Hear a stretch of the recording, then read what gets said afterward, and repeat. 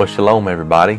It's Brother Matthew here. As you can see, I got home after our last Holy Convocation with our local assembly and looked it up on the stream and the video recording and everything, and the sermon didn't take and the audio was really bad, and so I didn't want to put that up on YouTube.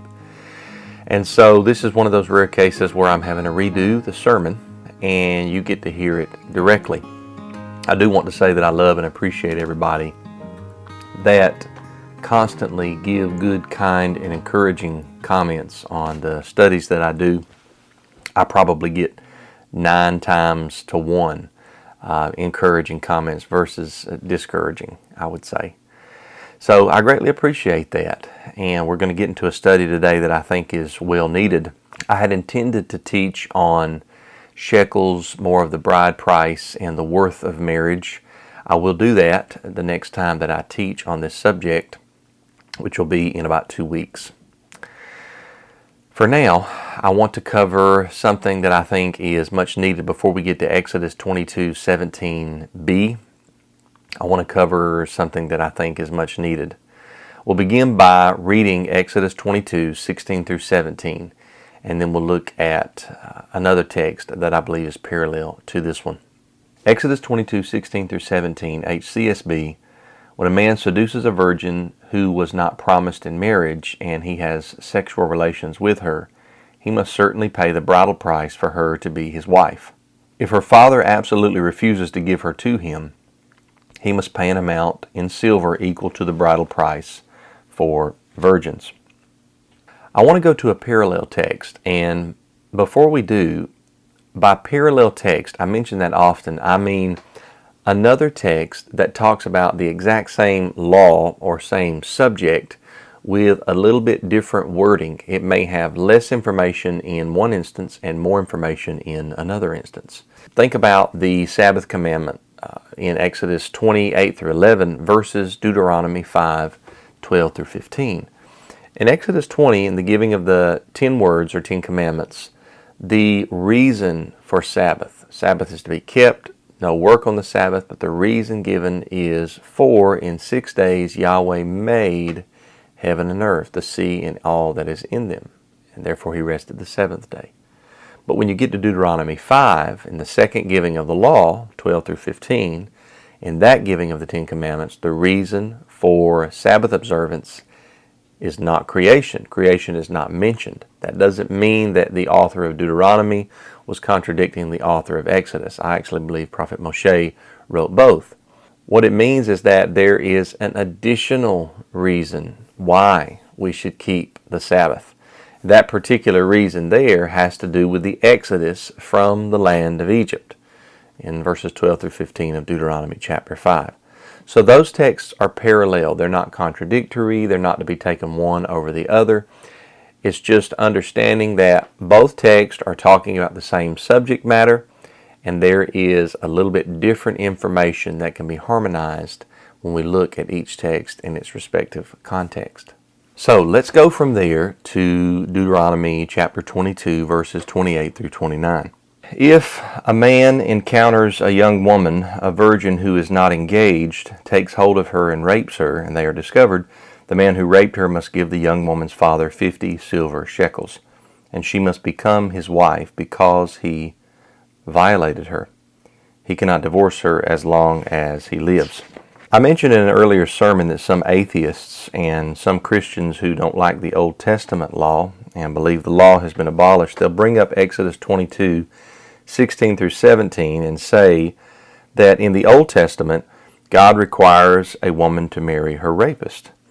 Well, this parallel text in Deuteronomy is brought up more often in this objection that's given by some people to the Old Testament law or Old Testament instructions. I think after reading Deuteronomy 22:28 through 29, you can see why. Because some Bibles use the word rape. It's used here in the HCSB, which is my personal favorite Bible to read. And if you look on BibleHub.com, you'll find about 5 other translations that use the word rape, not the least of which is the widely used NIV translation, which oftentimes gets a bad rap by preachers. The old joke is that the NIV stands for the nearly inspired version, right? but this version came out, I think, in the 1970s, and it's a good overall translation. It has a good balance, but I believe that it's incorrect right along with HCSB. I believe both are incorrect here in translating this particular Hebrew word as rape. There are 34 other translations at BibleHub.com, and they read either seizes her, has intercourse, lay hold on her, takes her, or caught her. So which one is correct? Are the atheists and the more liberal Christians right in condemning this outdated, primitive, ancient Near Eastern law, or is there more to this than we see right away? Well, number one, you can see by reading Deuteronomy 22, 28 through 29 that there's a parallel in Exodus 22, 16 through 17. I've color-coded the parallels here so that you can see the correlation between the two texts. In Exodus 22, I think that I have done a decent job in my last few sermons showing that Exodus 22 is not about rape. It is about enticement, most often from a young man towards a young woman. Enticement, persuasion, a seduction, but not a seduction in the sense of bad, but a seduction in the sense of a man falls in love with a woman and wants the woman to fall in love with him. And so I believe that the lying down together here is consensual. It's not forced or an attack. Noticing that the texts are parallel, I think, is the first step into recognizing that Deuteronomy is not about rape. I believe Deuteronomy is about enticement or seduction.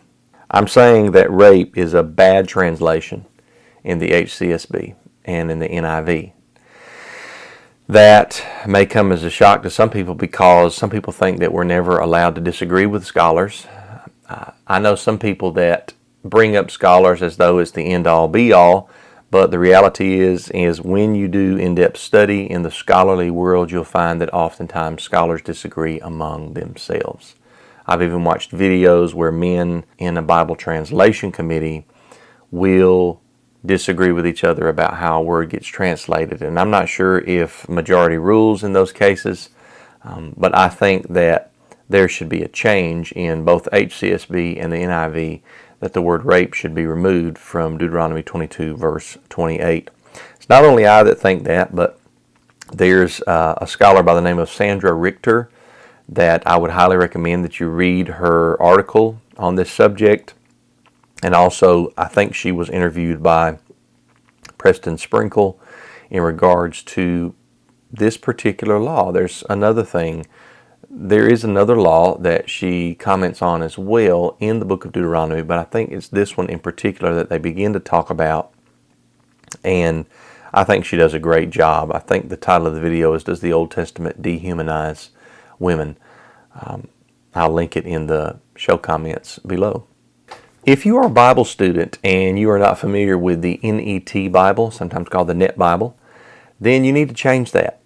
I was recently asked, Matthew, if you were on the proverbial deserted island and you could only have one Bible, one paper Bible to read from and study from, what would it be? And I thought about it for about 5 seconds because I love my 2004 HCSB, but that's not the Bible that I would have on the island. Instead, I would have the NET Bible, and in particular the full notes or the complete notes edition. Not only is the NET Bible very balanced in formal and dynamic equivalency in translation method, but there are over 60,000 footnotes, and the footnotes, for most of the time, for most part, are there to give you the language and culture background of particular texts.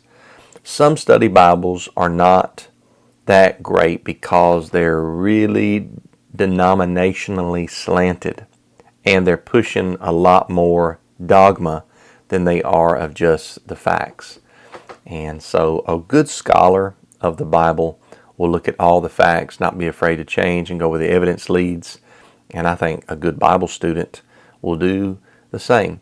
And so that's the Bible that I would have. Thankfully, you can go to netbible.org and you can pull up this Bible in digital form and click on the footnotes as you read and as you study. I'd like to take a look in the remainder of this lesson at one particular footnote on verse 28 after the phrase takes hold of her. It's footnoted number 52 on netbible.org in Deuteronomy chapter 22. I think that it does as good of a job, or maybe the best job that I've seen on this particular subject. But before we do, we want to read Deuteronomy 22, 28 through 29 in the Net Bible. Suppose a man comes across a virgin who is not engaged and takes hold of her and sleeps with her, and they are discovered. The man who has slept with her must pay her father 50 shekels of silver, and she must become his wife. Because he has humiliated her, he may never divorce her as long as he lives. Again, the phrase that is footnoted is takes hold of her. And in this footnote, the author goes over 6 points that I want to walk through in this lesson. The first point is about the Hebrew verb shift in the context of Deuteronomy chapter 22. The author begins, quote, "The verb tafas means to seize, grab. In all other examples, this action is done against another person's will, as in being captured, arrested, attacked, or grabbed with insistence." And of course you see they give the scripture references there. You can look them all up. Continuing, "So it may be that the man is forcing himself on her, which is what leads the NIV to translate the next verb as rape, although it is a neutral euphemism for sexual relations." By euphemism, it means like a smoothing over in language. So if you read the old King James Version, like in Leviticus 18, where it'll say, "Do not lie down with someone next of kin to you," or "a man shouldn't lie down with a man," that is a generic word that means to lay down, but it's not talking about like, I remember when I was younger, sometimes I'd go on Bible trips, that's what I call them, Bible trips with my father-in-law, where we'd attend a conference and he would teach or I would teach, and sometimes we have to get a hotel room with one king-size bed and we'd both lay in the same bed and go to sleep. That's not what that is referring to. Lie down with is a euphemism for you are not to have sexual relations with. Now the HCSB will actually come right out and say it. It doesn't smooth it over, but the smoothing over of something like that in language is called a euphemism. The Hebrew verb tafas here means to seize or to grab, and none of the scriptural uses that they cite, as you see on the screen, are speaking of rape. None of them are, but each of them are speaking about somebody being grabbed forcefully or against their will. What the author of the footnote is doing is bringing up some of the cases of tafas in Hebrew Scripture. There's a total of 65 uses of tafas in the Hebrew Bible. 12 of them are mentioned here. Because tafas is often used in seizing or grabbing someone against their will, the NIV Bible and the HCSB chose to use rape in the context of Deuteronomy 22 verses 28 through 29. I think that they're wrong, and here are some of the reasons I think they're wrong. Let's continue to read the footnote. However, this is the only case where the object of tafas is a woman, and the verb also refers to holding or handling objects such as musical instruments, weapons, or scrolls. So it is possible that it has a specialized but otherwise unattested nuance regarding sexual or romantic relations, as is true of other expressions.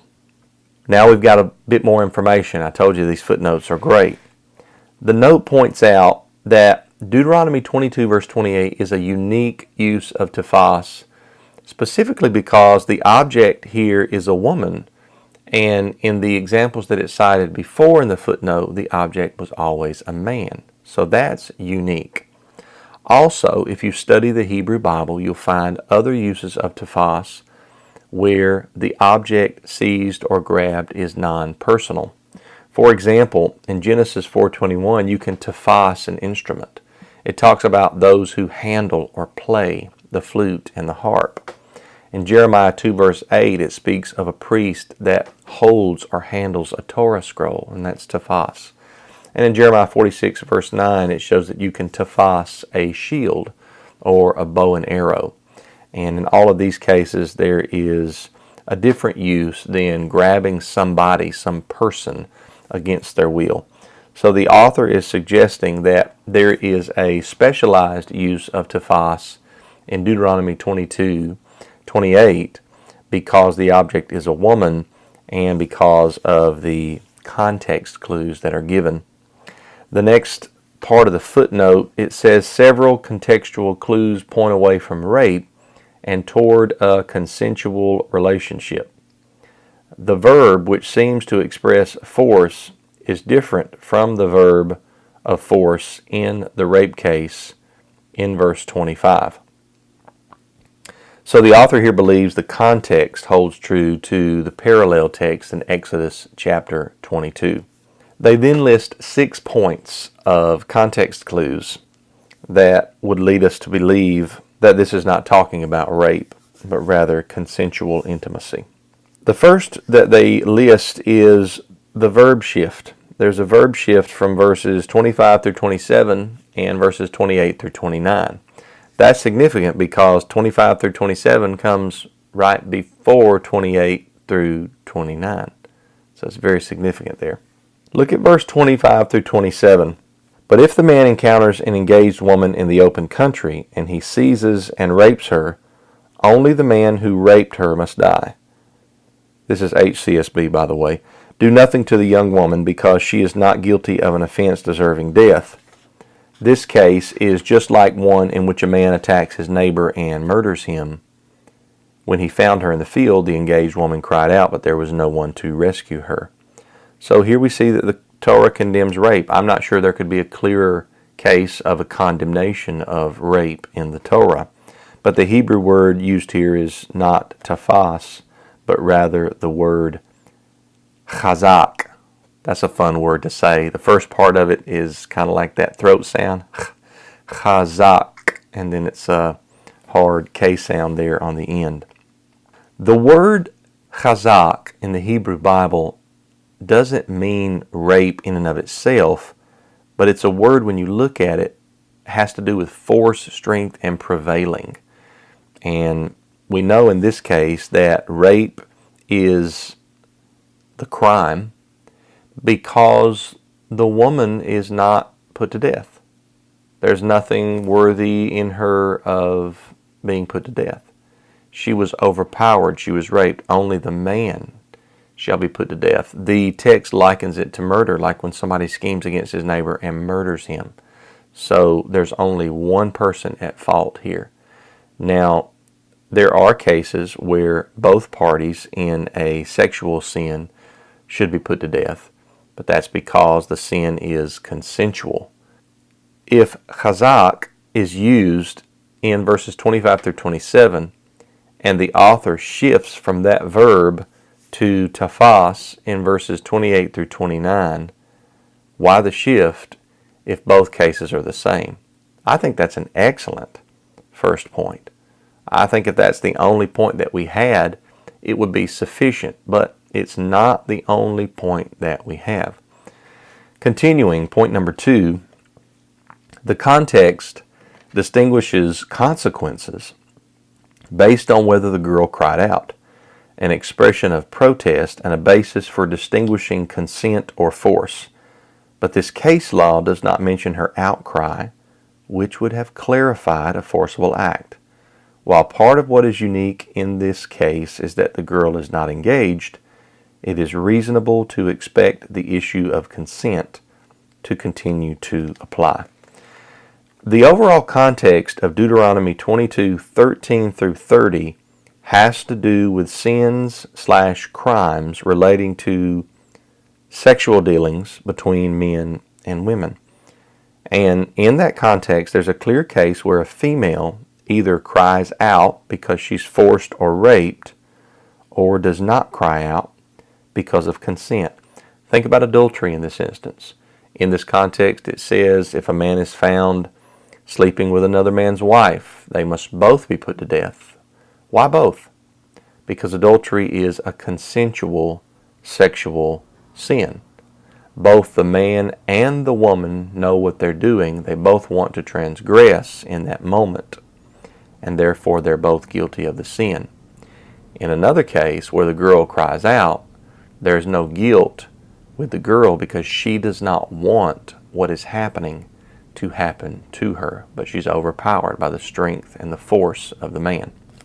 Now, the woman in verses 28 through 29 is not engaged, and the woman in verses 25 through 27 is engaged, but the point is the matter of consent still applies whether the woman is engaged or not.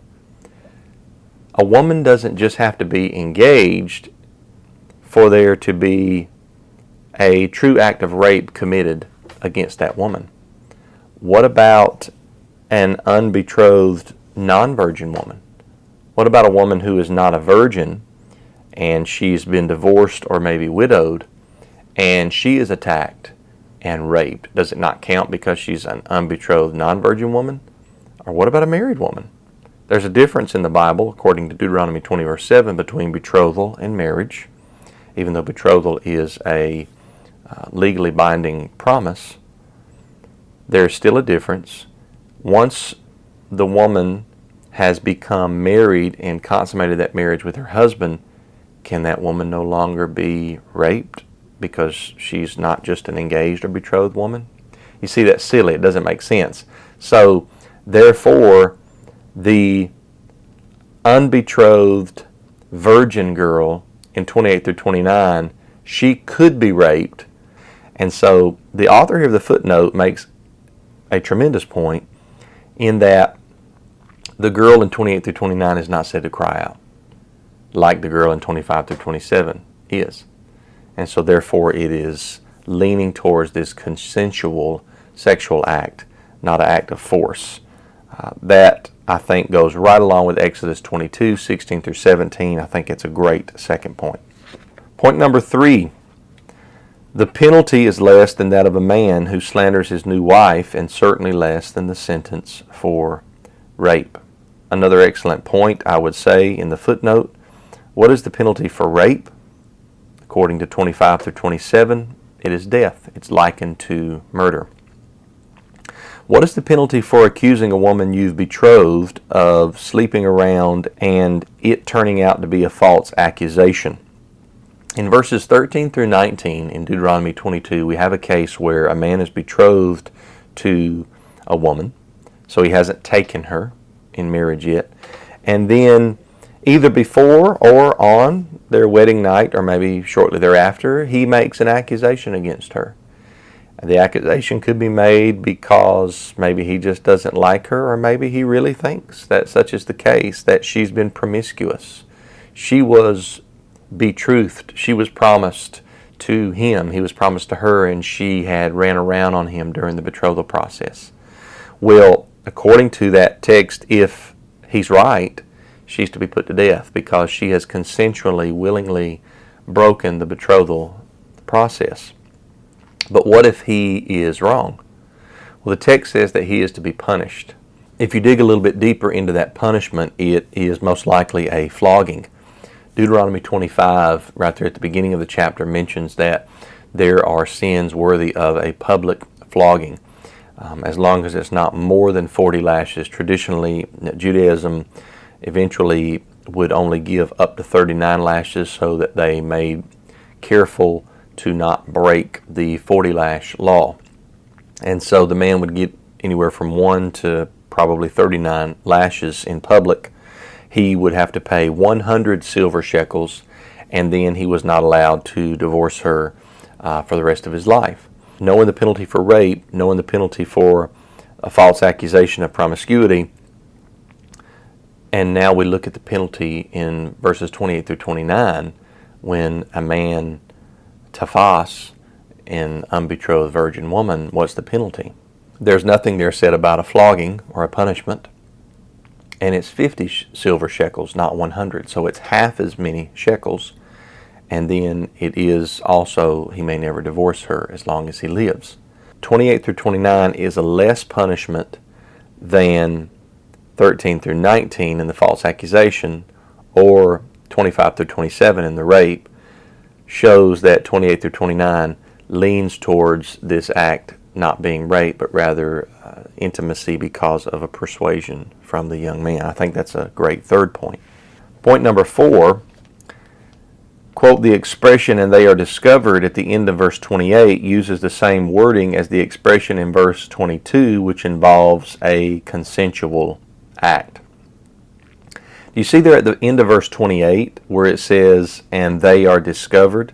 Well, back in verse 22 where adultery is condemned, the phrase, if a man is discovered, same word, laying with another man's wife. Now, this is not just the case in English. This is the case in Hebrew. The Hebrew word transliterated is M-A-T-S-A, matzah.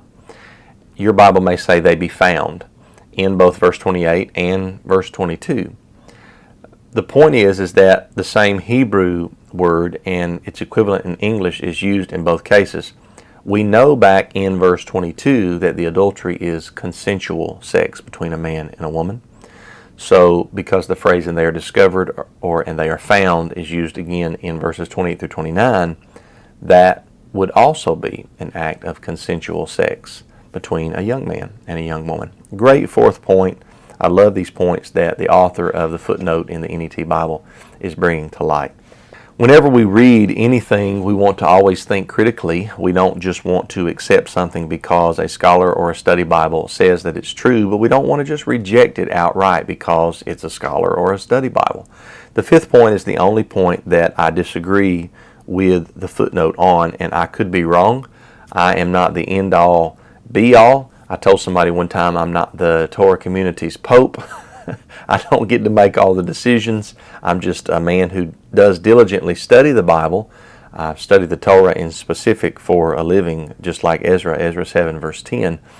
But that doesn't mean that I can't be wrong from time to time. And so I can stand to be corrected on this, and I could do more study on this particular subject. But this is where I'm at on this topic right now. Point number 5, although from a separate context, the account of the rape of Dinah seems to express the Pentateuch's negative attitude toward forcible rape, not in advocating for Simeon and Levi's actions, but in the condemnation included in the line of Genesis 34:7, because he has done a disgraceful thing in Israel. This is very like the indictment in verse 21 against the consenting woman, because she has done a disgraceful thing in Israel. So the author of the footnote is equating what took place in Genesis 34 with Dinah to this promiscuous woman that is betrothed, but she's running around on her betrothed in verse 21. Both are said to have done a disgraceful thing. That would mean that the rape in Genesis 34 and the sin in Deuteronomy 22 verse 21 are equated, but that phrase is not specified in verses 28 through 29. I think that's the point the author is attempting to make here. I don't want to derail our study and go in depth in Genesis 34, but I'm not convinced that Genesis 34 is about rape.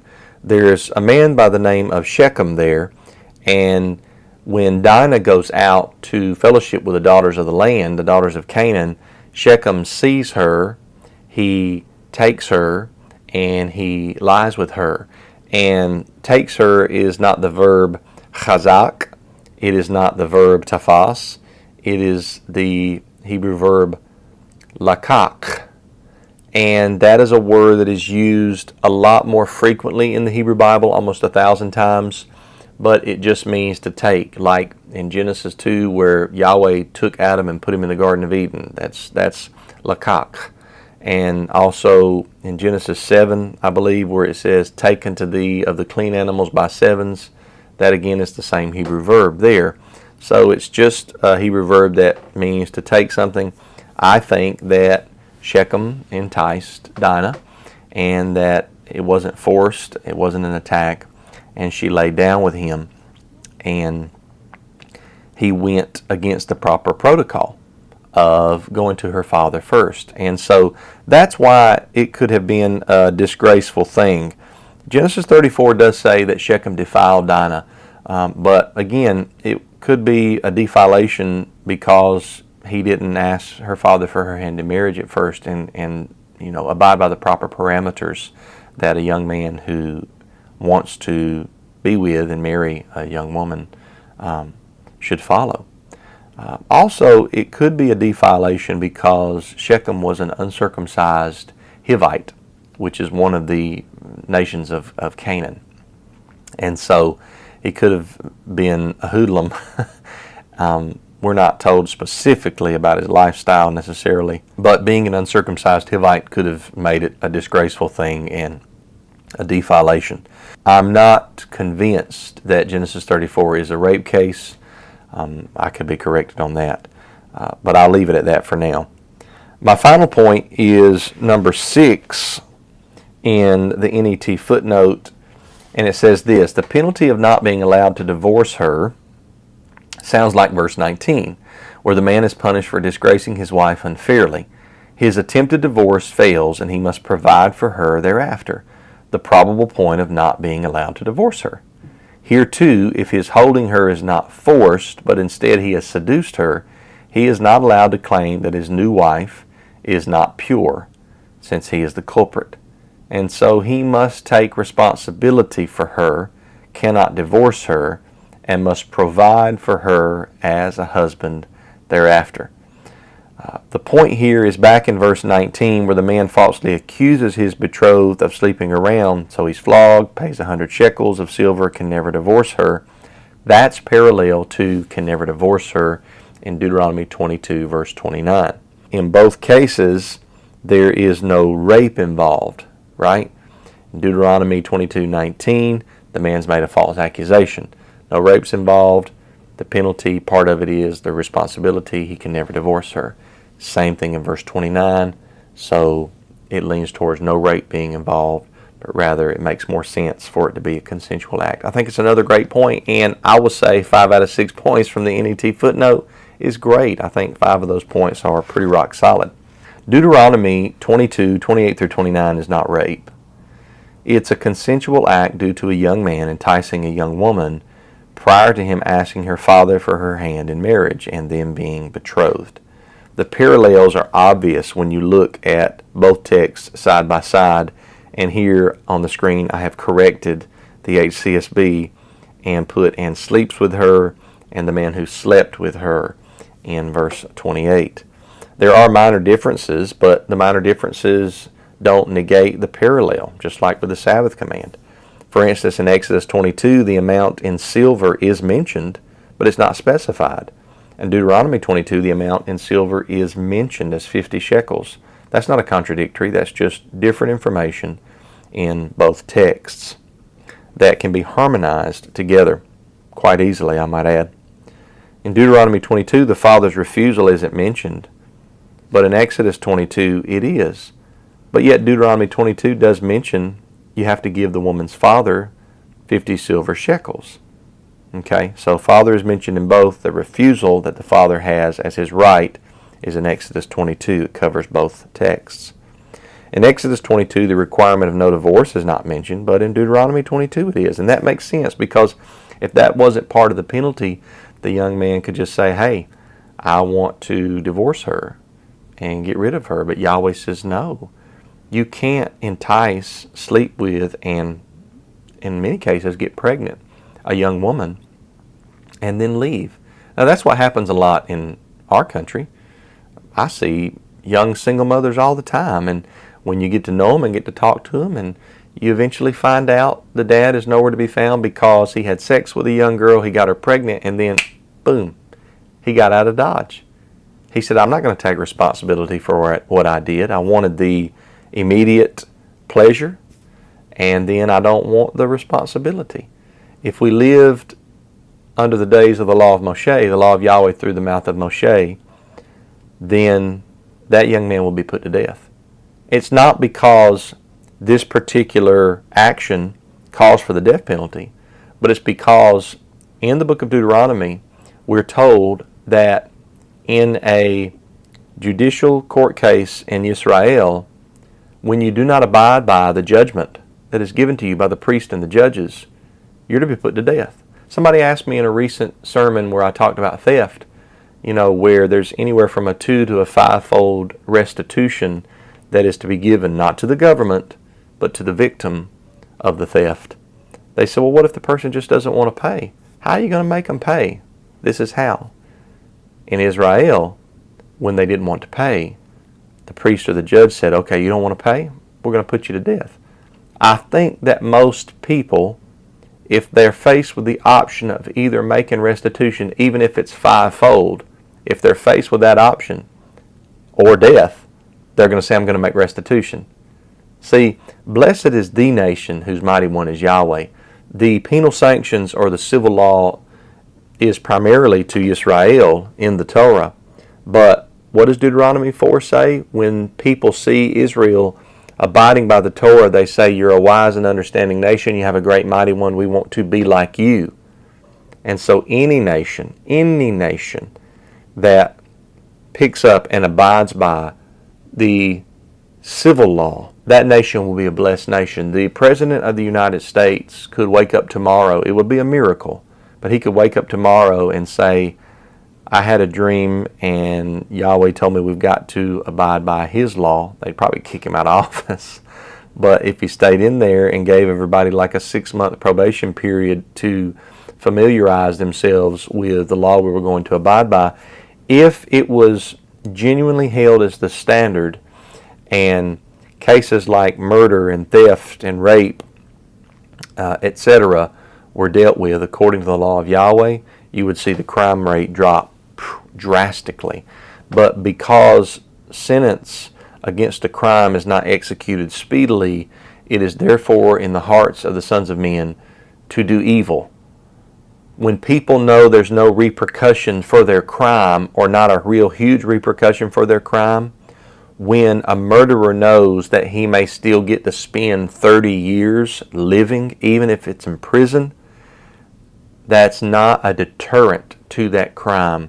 If a murderer recognized that, oh, Yahweh says I'll be stoned to death as long as there's witnesses against what I have done, so if I get convicted, I'm going to be put to death immediately, that's a deterrent to crime.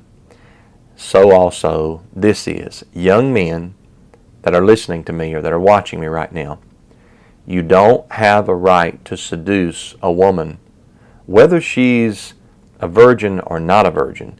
You don't have a right to seduce her, lay with her, and not protect and provide for her. You are only supposed to lay with someone that you covenant with. That's what Yahweh's Word teaches. And so before you go putting yourself into intimacy with a woman, ask yourself, is this a woman I want to covenant with? Is this a woman that I want to be my wife? Shame on any man that gets a woman pregnant and then does not take up the responsibility to take care of her and to take care of his children. That is something that we need to be in the business of doing as men. In the Hebrew Bible, men are the primary provider. Not that the woman can't help provide. Proverbs 31, 10 through 31 talks all about that, where a woman has even home businesses that she oversees herself. And her husband trusts her. He puts his confidence in her. I'm not saying anything against that to any women that are watching. But I'm just saying that in the Hebrew Bible, the man is the primary provider. This has been one of those technical sermons, but it's needed. And hopefully the next time that you encounter somebody that says, you go by that Old Testament law, that God, back in the Old Testament, God said a woman had to marry her rapist. You can say, no. Slow down for a second. That's an unstudied comment.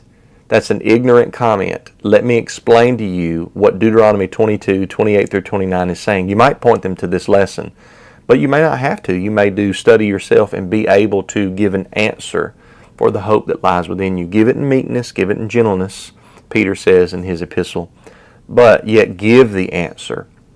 And maybe people will eventually be quiet and quit repeating this falsehood that the God of the Bible says a woman has to marry her rapist. When you look at things in context and when you study them diligently out, you will see the truth of the matter here. And hopefully Bibles like the HCSB and NIV, maybe they'll see this lesson. I doubt they'll give me the time of the day. I'm little tiddlywinks to them probably. But maybe they'll give Dr. Sandra Richter and others that have done work in this area, maybe they'll give them the time of day and say, man, there's good evidence that we should change 28 through 29. It should not read rape. We could put sleep with, or takes her, or like the old King James, lay hold on her. So until then, this is the song that we sing at the end of my Torah teachings in our Sabbath congregation. This book of the law shall not depart from your mouth, but you shall think on it day and night. Be careful to do what Yah tells you to do, so that you will have good success. Don't turn to the right, don't turn to the left, but stay on the narrow path. Be careful to do what Yah tells you to do, so that you will have good success. I love everybody. May Yahweh bless those who have prepared their heart to study the Torah and to practice the Torah. And hopefully we'll have more teachers who are like Ezra, who teach the Torah. Thank you for watching. I hope it's been a blessing to you. Have a great day. Shalom.